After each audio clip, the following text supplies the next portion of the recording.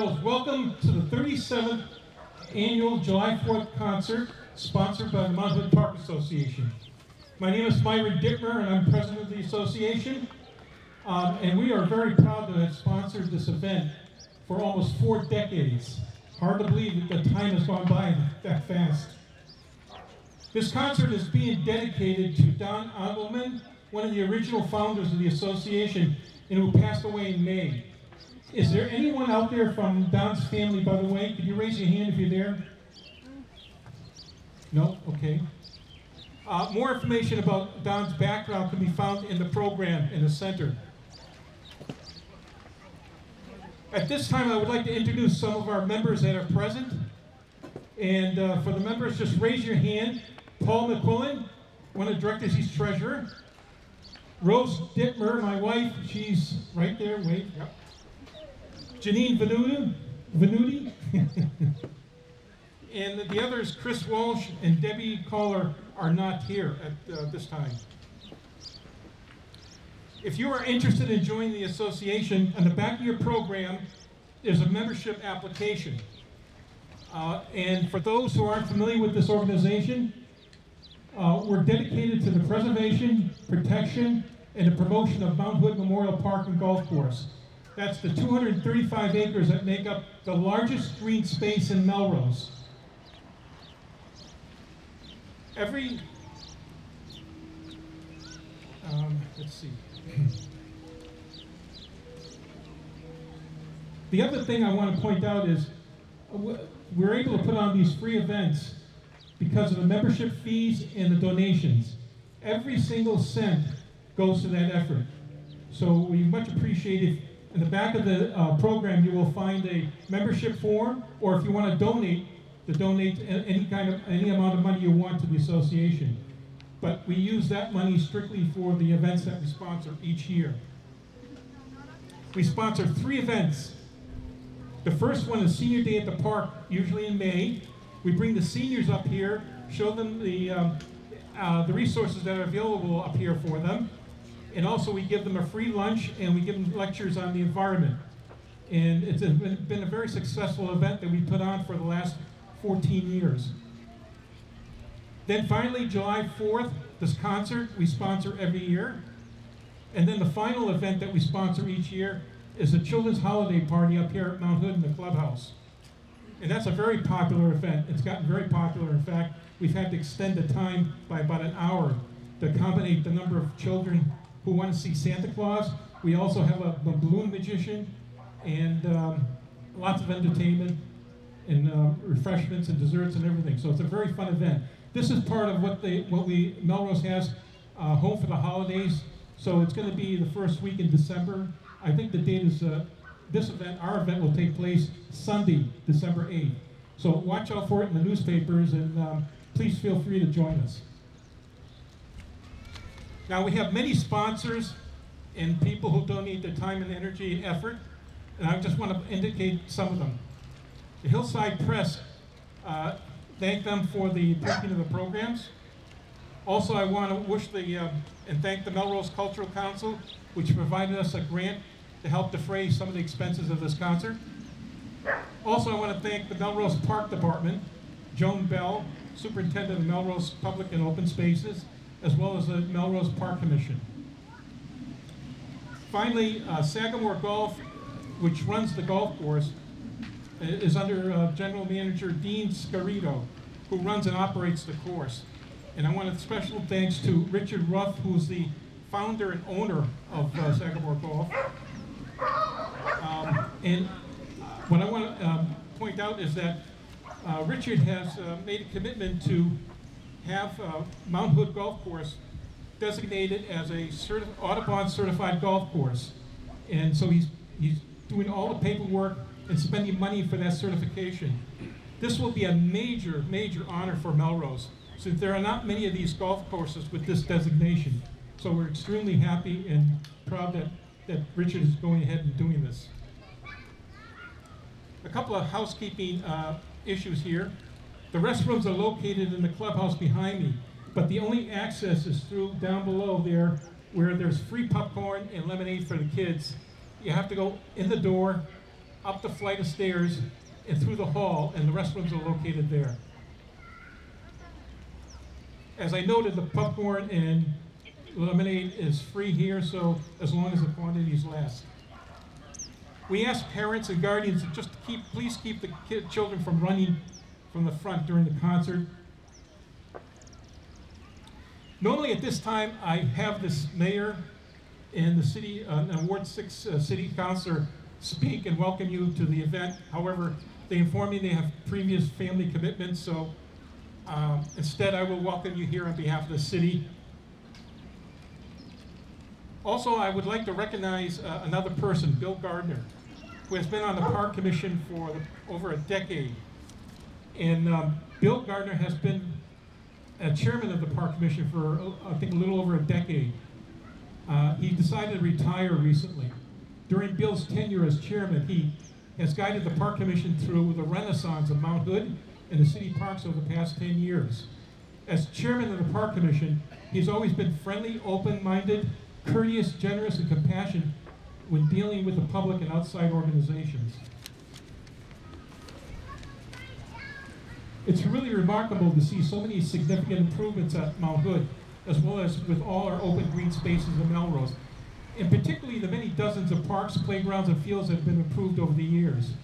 Both Bill and Joan Bell have been great partners in these successes, and our city could not have two better stewards for our open and green spaces in Melrose. And finally, today we gather here to celebrate the birth of our nation, our independence from Great Britain in 1776, 248 years ago. And one last thing. Last month, we celebrated a special occasion. It was the 80th anniversary of the D-Day invasion, which began the final push to end the war in Europe. That day, June 6, 1944, holds a special day for me since my dad was a participant in that invasion. My father never talked about his time in the service while I was a child. But one day while in my 20s, I discovered a wooden box in a drawer filled with his medals and ribbons. This was a day I learned my dad was a World War II hero. In the early morning of June 6, 1944, and before the invasion began, my dad led his men in a minesweeper to remove mines and obstacles at Omaha Beach, while being fired upon by heavy guns on the cliffs overlooking the beach. These guns eventually destroyed his minesweeper, and for his heroic action, he was awarded a Bronze Star. Later, he was transferred to the Pacific Theater of War, where he participated in major invasions of the Japanese-held islands, Tarawa, Marianas Islands, Okinawa, and the famous Battle of Leyte Gulf, when his ship was hit by 2 kamikaze planes while fighting off Japanese battleships and bomber planes. I tried many times to get an oral history of his experience during the war, but he told me that he was going to take those memories to his grave. And he was successful when he passed away in 2005 at the age of 89. My father's generation was called the greatest generation because it was his generation that fought and defeated the greatest evil and tyranny threatening all mankind in the 1940s. May I ask that we take a moment of silence for all those who have given their lives over the past 248 years for the freedoms we enjoy today.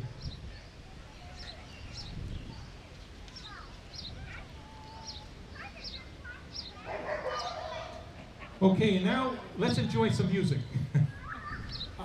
It's my pleasure and honor to welcome the Middlesex Concert Band back again. They've been coming back year after year, and we are so happy to see them again. And then what I'd like to do now, this time, is welcome their esteemed conductor, Mark Olson. Mark? Thank you. Happy 4th of July, everybody. So glad to be here again this year. And we're going to start off this concert by honoring America and playing the national anthem. Please rise if you're able to do so.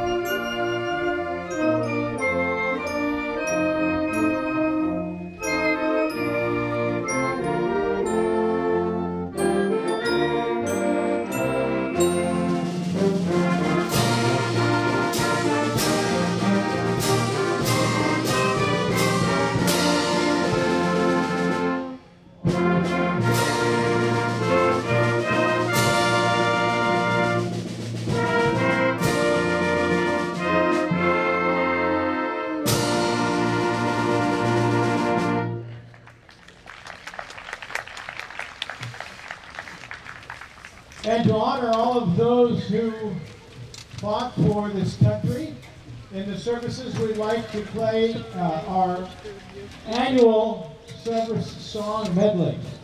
And we ask that if you served, or if you have a family member that served in whatever the branch is being played at the time, that you stand and we acknowledge you. And if you were in Space Force, the Relations Space Force, let's include you in Air Force this year. Hopefully in the future we'll get the Space Force song as well. So here we go with the service song medley.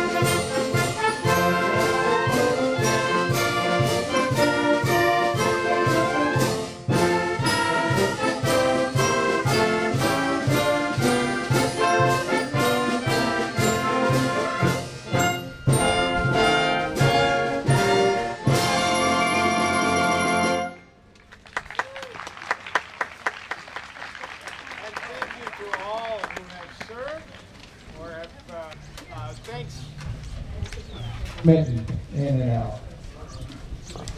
Okay, that'll work. We've got a great program lined up for you with some old, some new, some musicals. So let's get started right into it. The first piece we have is called Overture for Winds, composed by Charles Carter back in 1959, I believe. Just a nice short opener. And here we go.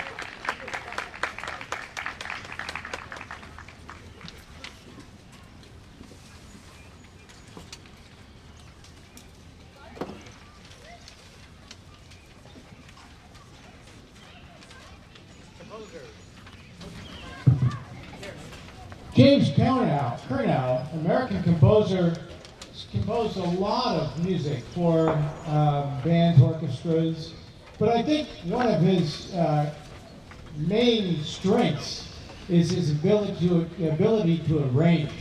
And he has arranged a wonderful collection of American folk tunes. These are from Appalachia, from the Appalachian Mountains, the lovely Ohio. He's Gone Away, and Old Dan Tucker. So he's put these together in a piece he's called American Triptych. Here's American Triptych by James Kurnow.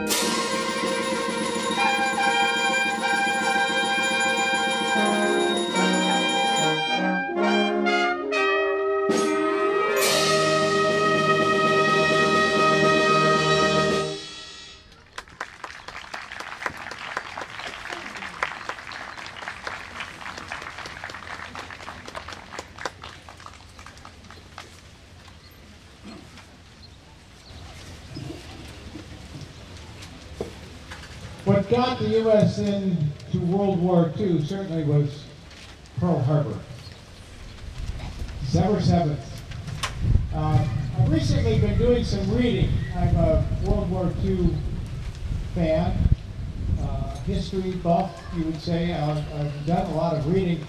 And I've been, this past year, reading the Ian Toole 3-volume series on the War of the Pacific, which has been fascinating. But there's some things that I gained from that that I really hadn't thought about. You know, we know about Pearl Harbor and certainly the tragedy of Pearl Harbor. But what I didn't think about was what happened after that. Immediately, they had to start clearing the harbor because we were at war. We needed that harbor to prepare ships to go out. So they were able to get ships that were shot and sunk. They were able to pull them up out of the harbor, except for USS Arizona.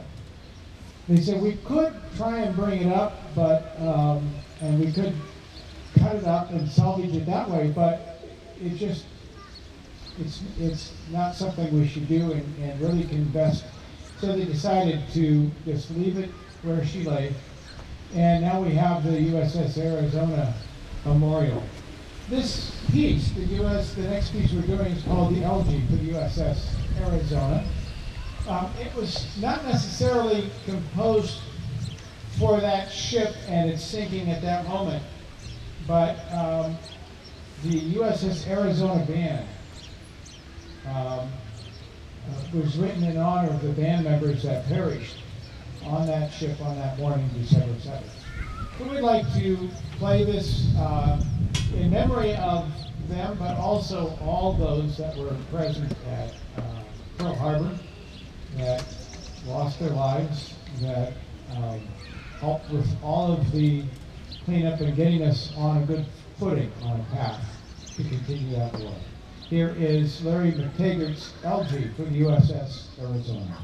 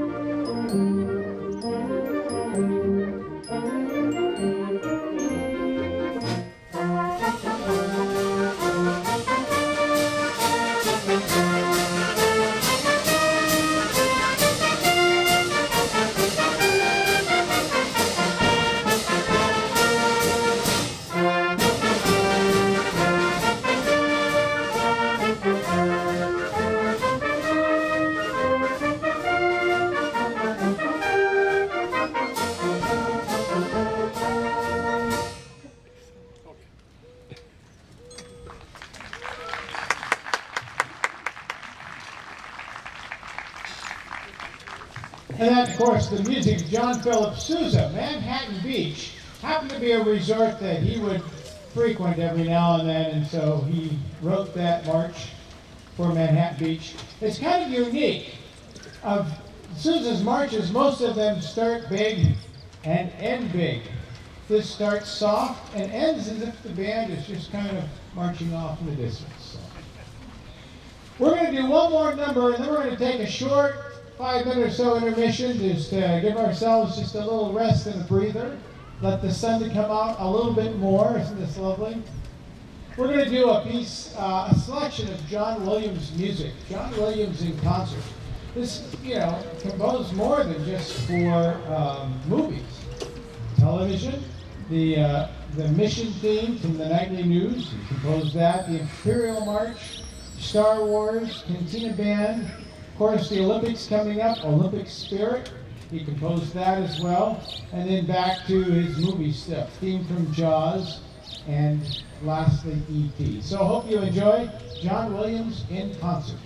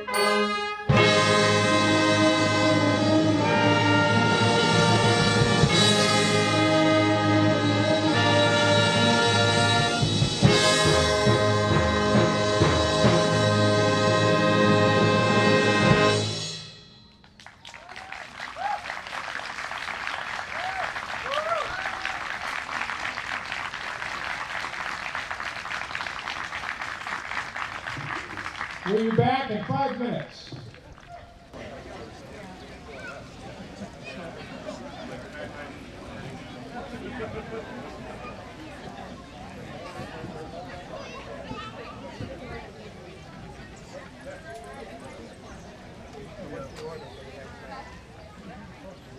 We're starting up again. So, we're going to start the second half of the piece called An Original Suite by Gordon Jacob. Gordon Jacob was an English composer.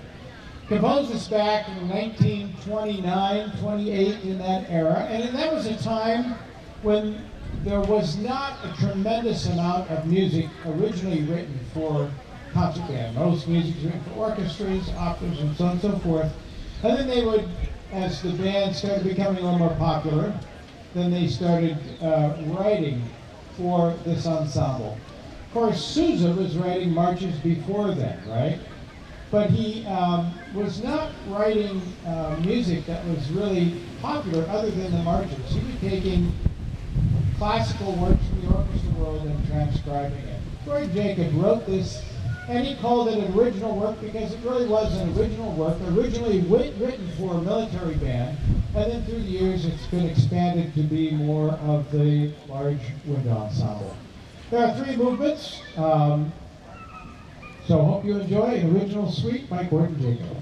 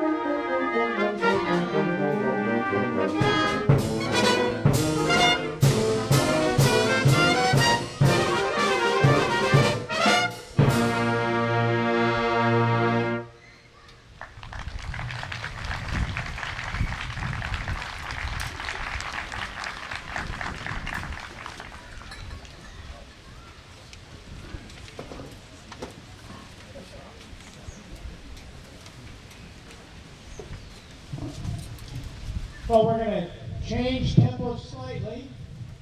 It's summertime, right? Where the living is easy. We're going to do that number by George Gershwin, and we're going to invite to the podium to conduct our assistant conductor, Judy Manning-London.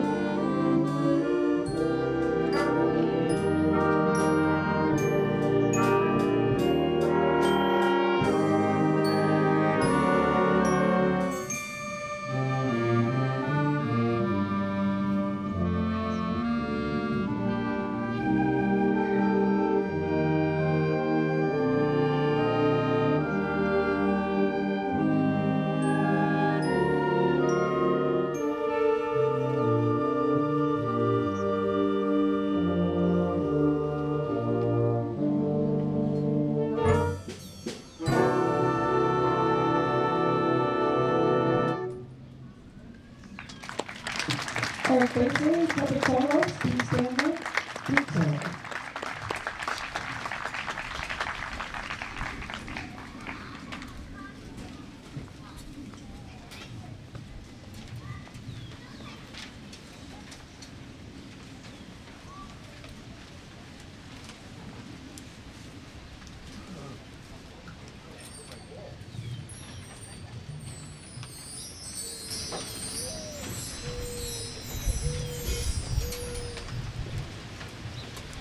And we got to go to Broadway yet tonight. The next number is some selections from opening nights of Broadway. Is the title of this. Nice name for a collection of these tunes. Springtime for Hitler. The Avenue Q theme. Always look on the bright side of life for good and Circle of Life. Here's Michael Brown's arrangement Opening night on Broadway.